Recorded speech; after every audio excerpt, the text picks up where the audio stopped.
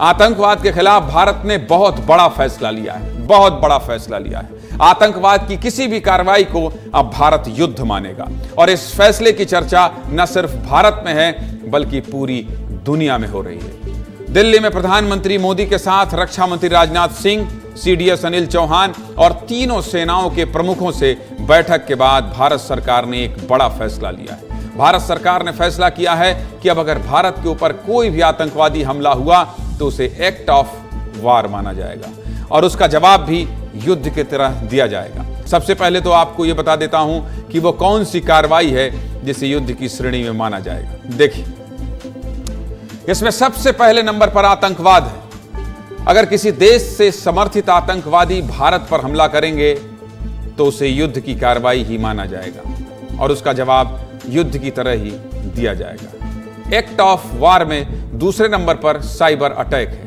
अगर कोई देश सुनियोजित तरीके से भारत पर साइबर अटैक करता है तो वो उसे भी युद्ध की श्रेणी में माना जाएगा। तीसरे नंबर पर घुसपैठ करना है। अगर किसी देश की सेना या उस देश के समर्थित आतंकवादी बॉर्डर पर घुसपैठ करने की कोशिश करते हैं तो उसे भी एक्ट ऑफ वार माना जाएगा। इसके अलावा अगर भारत युद्ध या युद्ध जैसी स्थिति में है और उस समय कोई देश दुश्मन देश की मदद करता है तो उसे भी युद्ध ही माना जाएगा। इसके अलावा अगर किसी देश की सेना भारत पर हमला करती है तो भी युद्ध माना जाएगा और युद्ध की छठी श्रेणी होगी भारत सरकार के खिलाफ हथियारबंद विद्रोह। अगर कोई संगठन या कोई देश सरकार के खिलाफ सुनियोजित तरीके हथियारबंद विद्रोह करेगा तो उसे भी युद्ध माना जाएगा।